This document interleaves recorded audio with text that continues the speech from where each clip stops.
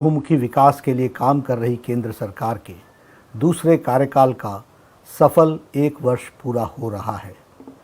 इस अवसर पर मैं लोकप्रिय प्रधानमंत्री श्री नरेंद्र मोदी जी को भारतीय जनता पार्टी के राष्ट्रीय अध्यक्ष के नाते करोड़ों करोड़ों भाजपा कार्यकर्ताओं की तरफ से बहुत बहुत बधाई देता हूँ।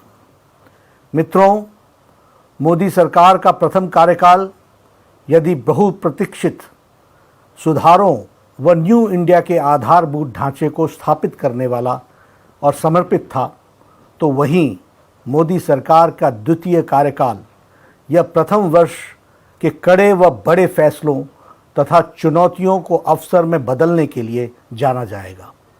इस 1 वर्ष में मोदी सरकार ने जनहित, लोकहित के उन फैसलों को अमली जामा पहनाया है जो देश की एकता, अखंडता को सुदृढ़ करने वाला था, सामाजिक व आर्थिक न्याय दिलाने के साथ साथ अपनी वैचारिक प्रतिबद्धता को पूर्णता प्रदान करने वाला है।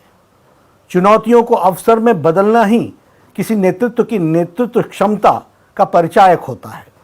गत 6 वर्षों में देश की जनता ने यह देखा है और महसूस किया है, न्याय दिलाने के साथ साथ अपनी वैचारिक प्रतिबद्धता को पूर्णता प्रदान करने वाला है।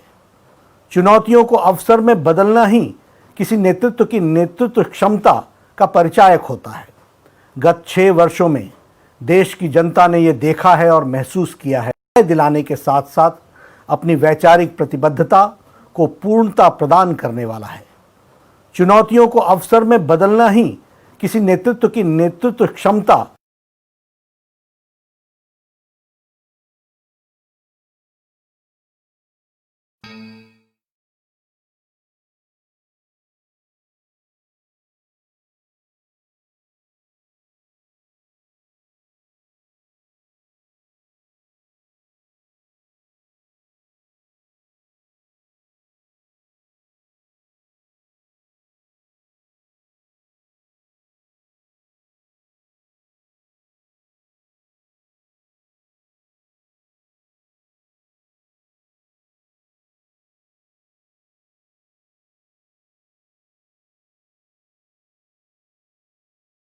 को असहाय महसूस कर रही हैं।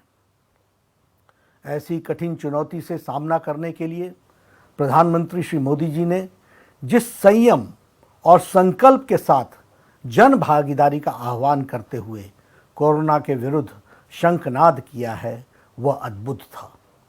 फिर चाहे जनता कर्फ्यू हो, सोशल डिस्टेंसिंग हो, या उसका संदेश हो, मास्क लगाने का संदेश हो, आरोग्य सेतु सुरक्षा कवच हो, स्वास्थ्य कर्मी और पुलिस कर्मियों के स्वच्छता कर्मियों जैसे देवदूतों का अभिनंदन हो, प्रधानमंत्री जी के हर निवेदन को जनता जनार्दन ने अभूतपूर्व समर्थन दिया है, क्योंकि देशवासियों को पूरा भरोसा है कि मोदी जी हैं तो मुमकिन है।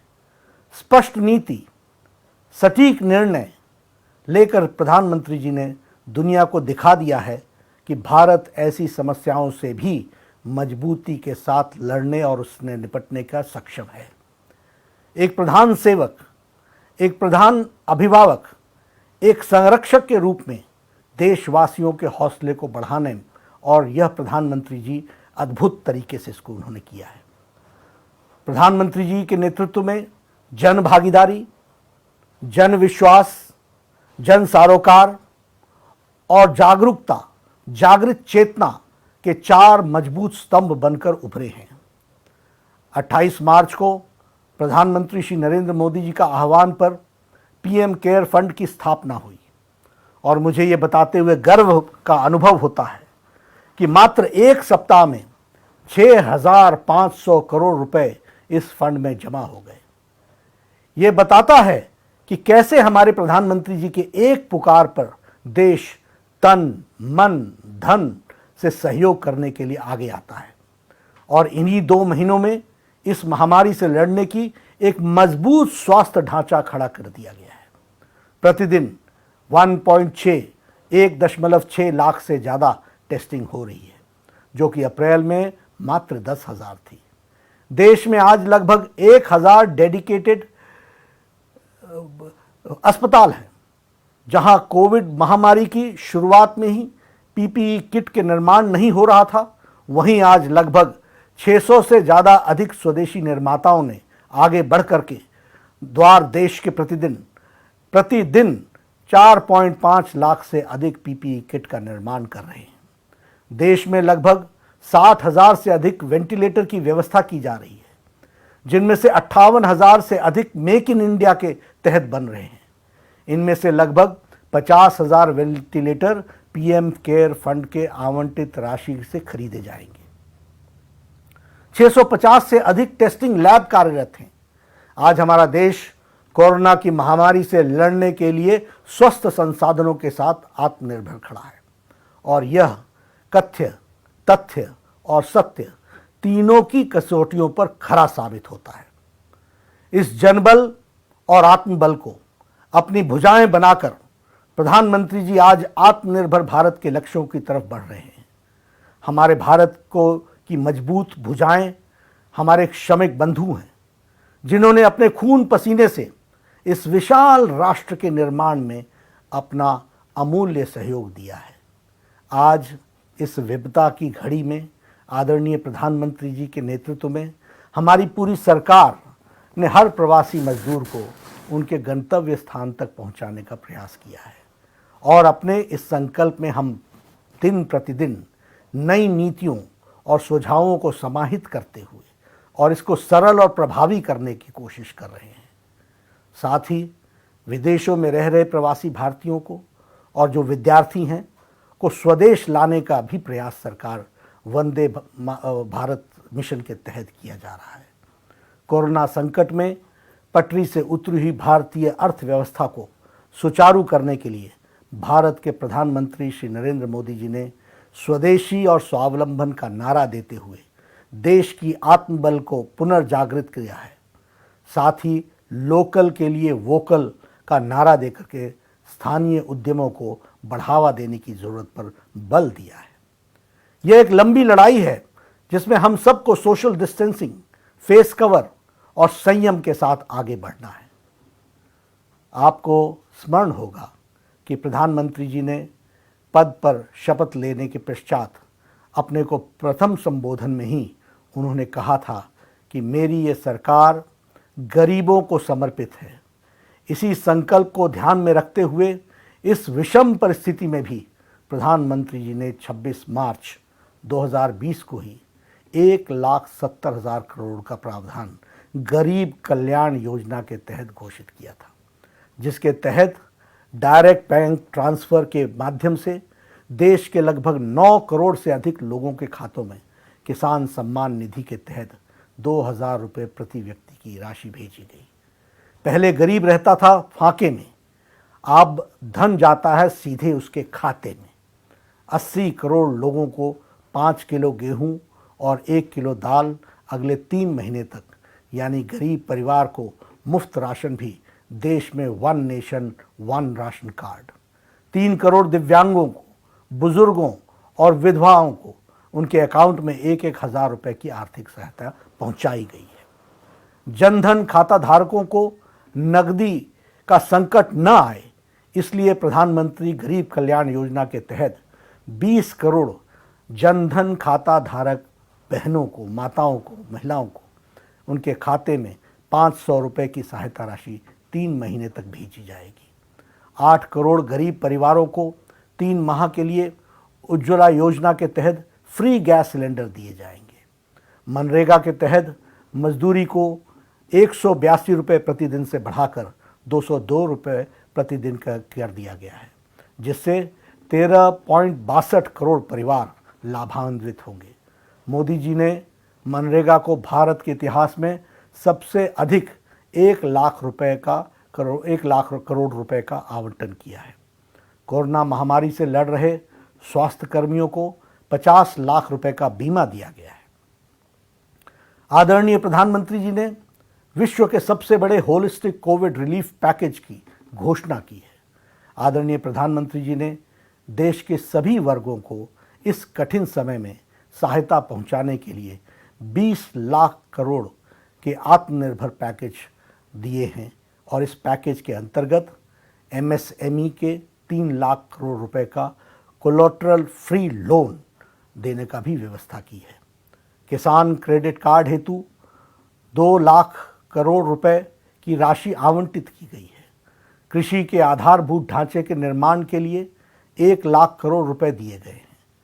रेहड़ी पटरी वालों के लिए उनको कर्ज देने के लिए 5,000 करोड़ रुपए आवंटित किए गए हैं अगले, जिससे 50 लाख स्ट्रीट वेंडर्स को लाभ होगा। प्रवासी मजदूरों के भोजन एवं उनके रुकने की व्यवस्था हेतु 3,500 करोड़ रुपए दिए गए हैं। कोरोना के वैश्विक संकट में आदरणीय प्रधानमंत्री जी ने सिर्फ अपने देश की ही चिंता नहीं की है, बल्कि वसुधैव कुटुंबकम को मानते हुए इस बात को चरितार्थ करते हुए 113 देशों को दवा पहुंचाने का काम आदरणीय मोदी जी ने किया है। यह मानवता का वह सेवा है जिसकी मिसाल आज पूरा विश्व देख रहा है। मोदी जी की सरकार ने अपने द्वितीय कार्यकाल में ही ऐसे अनेकों निर्णय लिए जिसका इंतजार भारतवर्ष दशकों से कर रहा था। आदरणीय प्रधानमंत्री जी ने देश को सुरक्षित करने के लिए, सभी को सम्मान देने के लिए, देश की एकता और अखंडता को अक्षुण्ण रखने के लिए, हर व्यक्ति को समान पायदान पर लाने के लिए ऐसे अनेकों निर्णय लिए जिन्होंने भारत की तस्वीर बदलने का कार्य किया है। कांग्रेस के शासनकाल में हुई ऐतिहासिक भूलें तथा जड़ हो चुकी समस्याओं का समाधान करने के साथ साथ सरकार ने आम जनता के हित में विषयों को प्रभावी कार्य किए हैं। मोदी जी के नेतृत्व में 1 वर्ष में अनुच्छेद 370, नागरिक संशोधन कानून, राम मंदिर, ट्रिपल तलाक, 3 तलाक जैसे लंबित मामलों को शांतिपूर्ण और न्यायपूर्ण समाधान देकर देश की एकता और अखंडता को मजबूती देने का काम किया है। इस ऐतिहासिक काम को अनुच्छेद 370 व 35A देश की अखंडता पर एक काले धब्बे जैसा था। यह न तो देश की अखंडता के हित में था और न ही यह जम्मू कश्मीर के लोगों के प्रगति के हित में था। 1950 से चली आ रही यह समस्या को मोदी सरकार ने जड़ से समाप्त करने का साहस दिखाया। इस निर्णय से हमारे श्यामा प्रसाद मुखर्जी का एक निशान, एक विधान, एक प्रधान का संकल्प 100% पूरा हुआ है। इस धारा 370 को एब्रोगेट करने के लिए, 35A को समाप्त करने के लिए प्रधानमंत्री जी की इच्छा शक्ति और अमित शाह जी का विचार, जिन्होंने उसको नीति दी और जिन्होंने उसको सफल किया, वह भी हमको देखने को मिलता है। और आप जब जम्मू कश्मीर, लद्दाख क्षेत्र की क्षमता को देश की मुख्य धारा में शामिल हो गई है, इस निर्णय से प्रधानमंत्री ने वह के वंचित, शोषित, पिछड़े समाज को उनके संवैधानिक अधिकार देने का रास्ता साफ किया है, जिससे उन्हें दशकों तक वंचित रखा गया था। नागरिक संशोधन कानून जनता से किए गए वायदे को जनता का आदेश पत्र मानकर मोदी सरकार ने नागरिकता संशोधन कानून भी संसद में पास कराया है। इसके तहत पाकिस्तान, अफगानिस्तान और बांग्लादेश से प्रताड़ना के शिकार भारत में रह रहे हिंदू, बौद्ध, सिख, ईसाई और पारसी शरणार्थियों को हिंदुस्तान की नागरिकता देने का प्रावधान किया गया है। 3 तलाक कानून मोदी सरकार ने अपने दूसरे कार्यकाल में सबसे पहले हमारी मुस्लिम बहनों को, मुस्लिम माताओं को 3 तलाक से मुक्ति दिलाने का कदम उठाया है और बरसों से चली आ रही 3 तलाक की कुप्रथा को खत्म किया है। राम मंदिर मामले को समाधान भारतीय जनता पार्टी शुरुआत से ही संविधान की व्यवस्था के तहत रामलला के भव्य मंदिर के लिए प्रयासरत थी, जबकि कांग्रेस बार बार इसमें अड़ंगा लगा रही थी। वर्षों बाद देश की सर्वोच्च अदालत की 5 जजों ने सबने एक साथ मिलकर उस बेंच ने सर्वसम्मति से विवादित जमीन को पर रामलला के पक्ष में निर्णय दिया है और 135 करोड़ भारतीयों का सपना साकार हुआ है। प्रधानमंत्री जी के नेतृत्व में सरकार ने भव्य मंदिर के निर्माण के लिए श्री राम जन्मभूमि तीर्थ क्षेत्र का गठन किया है और इसके लिए तीर्थ क्षेत्र की पूरी भूमि आवंटित की है। जल्द ही राम मंदिर का सपना साकार होगा, भव्य मंदिर वहाँ बनेगा उसी प्रकार आतंकवाद पर लगाम लगाने के लिए UAPA एक्ट घोषणा पत्र में किए गए वायदे के अनुरूप मोदी सरकार ने आतंकवादियों पर कड़े प्रहार के लिए विरुद्ध क्रियाकलापों के निवारण संशोधन के विधेयक UAPA को मंजूरी दी और इसे संसद में पारित किया। अपनी दूरदर्शी नीतियों से टीम इंडिया की भावना सुदृढ़ करते हुए मोदी जी ने सरकार में भारत के लोकतंत्र को एक नई दिशा दी है। जनहित की भावना, देश हित की लालसा, सबका साथ, सबका विकास का संकल्प देश के अंतिम छोर पर खड़े गरीब के जीवन स्तर को बेहतर बनाने की इच्छा शक्ति मोदी जी की कार्यशैली में साफ नजर आती है। देश के लिए यह गौरव का क्षण है जब 2014 में जन जन के नेता बनकर भारत के प्रगति पथ पर आगे बढ़ने वाले प्रधानमंत्री श्री नरेंद्र मोदी जी आज देश का नेतृत्व कर रहे हैं। मैं पुनः भारतीय जनता पार्टी की ओर से आदरणीय प्रधानमंत्री श्री नरेंद्र मोदी जी को और उनकी सरकार को, सभी सदस्यों को इस अभूतपूर्व सफल और निर्णायक एक साल के लिए हार्दिक अभिनंदन करता हूं। आदरणीय मोदी जी के नेतृत्व को कोटि कोटि वंदन करता हूं। और यही मेरे दोस्तों, मेरे सभी कार्यकर्ता बंधु, हम उनके बताए रास्ते पर और ताकत के साथ चले, यही मेरा निवेदन है। जय हिंद।